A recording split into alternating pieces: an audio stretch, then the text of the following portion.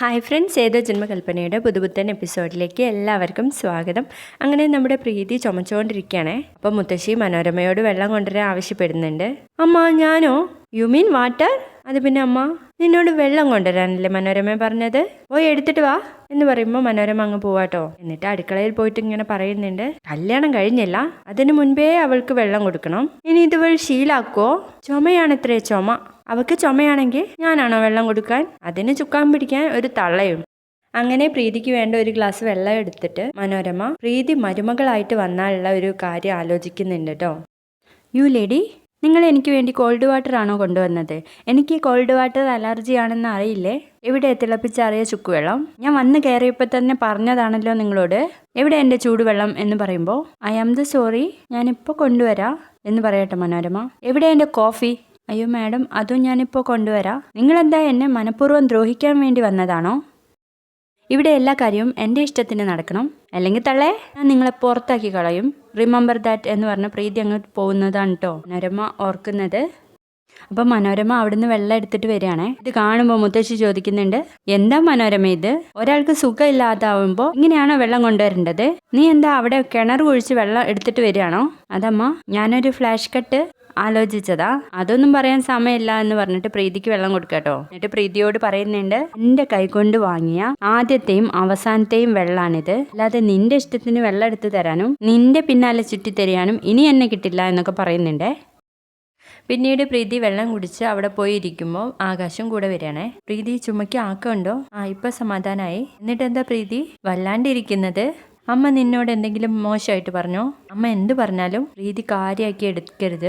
അമ്മയ്ക്ക് അമ്മയുടേതായ വാശിയും നിർബന്ധങ്ങളും പൊട്ടത്തരങ്ങളും ഒക്കെ ഉണ്ട്, അതൊന്നും കാര്യമാക്കി എടുക്കല്ലേ എന്ന് പറയുമ്പോൾ പ്രീതി പറയുന്നുണ്ട്, ആൻറ്റി എന്തൊക്കെ പറഞ്ഞാലും എനിക്ക് ആൻറ്റിയോട് പിണക്കമോ ദേഷ്യമോ ഒന്നും ഉണ്ടാവില്ല. ആൻറ്റി എന്തൊക്കെ പറഞ്ഞാലും എന്നെ ഇവിടെ മരുമകളായി സ്വീകരിക്കാൻ ആൻറ്റിക്ക് കഴിഞ്ഞല്ലോ, അത് തന്നെ വലിയൊരു കാര്യമല്ലേ. എനിക്കറിയാം ആൻറ്റി ഇങ്ങനെയൊക്കെ പറയുമെങ്കിലും കൂടിയിട്ട് ആൻറ്റി ഒരു പാവാണെന്ന് എനിക്കറിയാമെന്ന് പറയണേ പ്രീതി. അപ്പോഴേക്കും പ്രീതിയെ അമ്മായി വിളിക്കുകയാണേ. അപ്പോൾ പ്രീതി എണീറ്റ് പോകുന്നുണ്ട്. അപ്പോൾ ആകാശ് അവിടെ തന്നെ ഇരിക്കുകയാണേ. അപ്പോൾ അഞ്ജലി അങ്ങോട്ടേക്ക് വരുന്നുണ്ട്. ആകാശേ, നിനക്കെന്ത് പറ്റി? ഒന്നുമില്ല ചേച്ചി. അതല്ല, എന്തോ ഉണ്ട്. ചേച്ചിയോടായതുകൊണ്ട് എല്ലാം പറയാം. പ്രീതിയുടെ കാര്യത്തിൽ എനിക്ക് വല്ലാത്ത ടെൻഷൻ ഉണ്ട് ചേച്ചി. പ്രീതിയുടെ കാര്യത്തെ ഇനി എന്ത് ടെൻഷൻ? പ്രീതിയുടെ കാര്യമെല്ലാം ഞാൻ നിങ്ങളോട് ആരോടും പറഞ്ഞിട്ടില്ല, പ്രത്യേകിച്ച് അമ്മയോട് അവളുടെ കാര്യമൊക്കെ പറഞ്ഞാൽ എങ്ങനെ എടുക്കുന്നു വരെ എനിക്ക് പേടിയുണ്ട് എന്ന് പറയുമ്പോൾ അഞ്ജലി ചോദിക്കുന്നുണ്ട്, അതെന്താ ചേച്ചി? പ്രീതിയുടെ വിവാഹം ഒരു തവണ മുടങ്ങിയതാണ്. അത് കേട്ടിട്ട് അഞ്ജലി ഞെട്ടുന്നുണ്ടേ. അതെന്തു പറ്റി എന്ന് ചോദിക്കുന്നുണ്ട്. അതൊന്നും എനിക്കറിയില്ല ചേച്ചി, ഞാൻ അവളോട് ഇതിനെ കുറിച്ച് ചോദിച്ചിട്ടില്ല. അതേക്കുറിച്ച് അറിയുന്ന ഒരാൾ ചേട്ടൻ മാത്രമാണ്. ആര്? കുഞ്ഞനോ? അതെ, ചേട്ടനോട് ഇതേക്കുറിച്ച് ഞാനൊന്നും ചോദിച്ചിട്ടില്ല. പ്രീതി ഒരേ വാശിയിലാണ് അമ്മയോട് കല്യാണത്തിന് മുൻപേ തന്നെ എല്ലാ കാര്യങ്ങളും പറയണമെന്ന് പറഞ്ഞ്. പക്ഷെ ഞാൻ ഇതൊക്കെ എങ്ങനെ പറയും ചേച്ചി അമ്മയോട് എന്നൊക്കെ ചോദിക്കാട്ടോ. തുടർന്ന് അവിടേക്ക് മണ്ഡപം ഡെക്കറേഷൻ ചെയ്യാനുള്ള ആളുകൾ എത്തുകയാണേ. എന്താ അമ്മേ, അറിയോ ഞങ്ങളെ എന്ന് ചോദിക്കുമ്പോൾ മുത്തശ്ശി പറയുന്നുണ്ട്, അറിയുന്നത് കൊണ്ടാണല്ലോ നിങ്ങളെ തന്നെ ഈ മണ്ഡപം അലങ്കരിക്കാൻ വിളിച്ചത് എന്ന് പറയുമ്പോഴേക്കും മോഹനേട്ടൻ വന്നിട്ട് പറയുന്നുണ്ട്, ഇവിടെ നടന്ന ആദ്യത്തെ കല്യാണ വർക്ക് നിങ്ങൾക്കായിരുന്നല്ലോ, അതെല്ലാവർക്കും ഇഷ്ടപ്പെട്ടു, അതുകൊണ്ട് തന്നെയാണ് നിങ്ങളെ തന്നെ വിളിക്കാമെന്ന് ഞാൻ വിചാരിച്ചത് എന്ന് പറയുമ്പോഴേക്കും പ്രീതിയും മറ്റുള്ളവരും അങ്ങോട്ടേക്ക് എത്താണ് കേട്ടോ. അപ്പോൾ മുത്തശ്ശി പറയുന്നുണ്ട്, മോളെ ഇത് നമ്മുടെ നാട്ടുകാർ തന്നെയാ, പാലക്കാട്ടുകാർ. അപ്പോൾ അവിടെ വന്ന ഒരാൾ പ്രീതിയെ കണ്ടിട്ട് പ്രീതിയോട് ചോദിക്കുന്നുണ്ട്, ഇത് അശോകേട്ടൻ്റെ മോളല്ലേ? അപ്പം മറ്റൊരാൾ പറയുന്നുണ്ട്, അതേലോ, ഇത് അശോകേട്ടൻ്റെ മോളാണല്ലോ. കുട്ടിയുടെ അച്ഛൻ്റെ പേര് അശോകൻ എന്നല്ലേ? ബേക്കറി ഒക്കെ നടത്തുന്ന? അതേ എന്ന് പ്രീതി പറയുമ്പോൾ, ഞങ്ങളുടെ മുതലാളിയുടെ ഫ്രണ്ടായിരുന്നു ഈ അശോകേട്ടൻ. കുട്ടിയുടെ കല്യാണത്തിനും ഞങ്ങളുടെ വക തന്നെയായിരുന്നു പന്തൽ വർക്ക്. അതെന്നാ കല്യാണം മുടങ്ങിപ്പോയില്ലേ എന്ന് ചോദിക്കുമ്പോൾ എല്ലാവരും ഞെട്ടിപ്പോവാട്ടോ.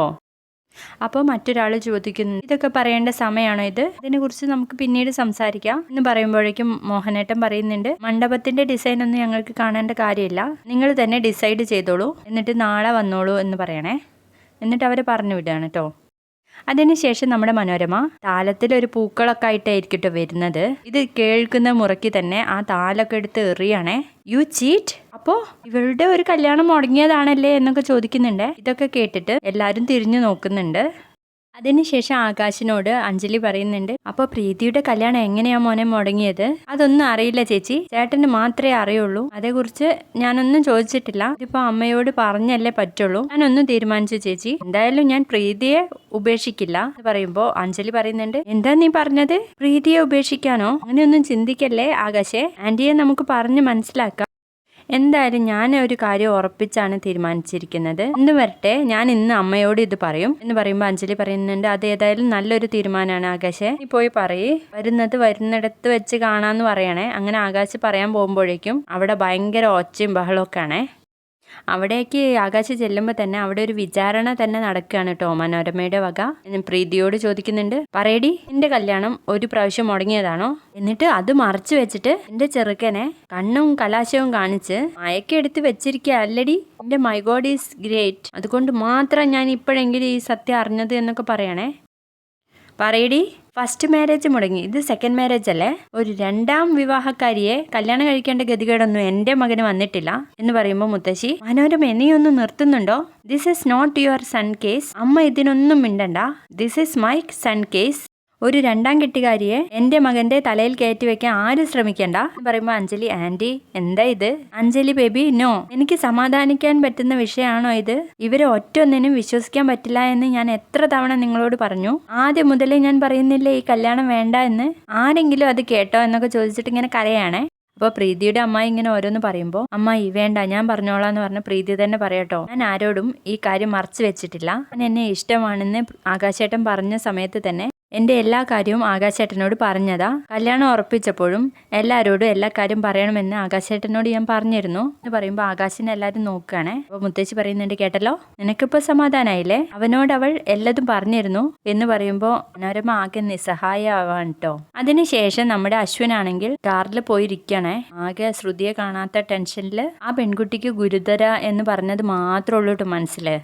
ആ ടെൻഷനോടെ സ്റ്റിയറിംഗിൽ ഇങ്ങനെ കിടക്കുകയാണേ. അപ്പോൾ പെട്ടെന്നൊരു പെൺകുട്ടി കടക്കാരനോട് ഇങ്ങനെ സംസാരിക്കുന്നത് കേട്ടിട്ട് അശ്വിൻ അങ്ങോട്ടേക്ക് നോക്കുകയാണ് കേട്ടോ. അപ്പം അത് മറ്റാരും ആയിരിക്കില്ല, ശ്രുതി ആയിരിക്കും. ഇടയ്ക്ക് വില പേശിക്കൊണ്ടിരിക്കുകയാണേ. എന്ത് വിലയാ ചേട്ടാ? 100 ഗ്രാമിന് 35 രൂപയോ? അപ്പോൾ 1 കിലോയ്ക്ക് 350 രൂപയോ? ഇതെന്ത് അന്യായ വിലയാണ് ഏട്ടാ? ഞങ്ങളുടെ നാട്ടിൽ അങ്ങേയറ്റം പോയാൽ ഇതിന് 100 രൂപയേ ഉണ്ടാവുള്ളൂ. കുട്ടിയുടെ കയ്യിൽ പൈസ ഉണ്ടെങ്കിൽ കുട്ടി വാങ്ങിയാൽ മതി. അത് പറഞ്ഞാൽ എങ്ങനെയാ? ഈ അന്യായ വില തന്നിട്ട് ഞാനെങ്ങനെ കടല വാങ്ങും? എങ്കിൽ കുട്ടി തിന്നണ്ട. എങ്കിൽ പിന്നെ ഈ കട എന്തിനാ നിങ്ങൾ തുറന്നു വെച്ചിരിക്കുന്നേ? ഞാനേ ഒരു 30 രൂപ അങ്ങോട്ട് തരും, കടല തരണം എന്ന് പറയണേ. കുട്ടി ഇത് എവിടുന്നാ വരുന്നേ എന്ന് ചോദിക്കാട്ടോ. ഇതൊക്കെയായിരുന്നു ഇന്നത്തെ എപ്പിസോഡിലെ വിശേഷങ്ങൾ. ഇഷ്ടപ്പെട്ടെങ്കിൽ ഒന്ന് സബ്സ്ക്രൈബ് ചെയ്തേക്കണം, ലൈക്ക് ചെയ്തേക്കണേ.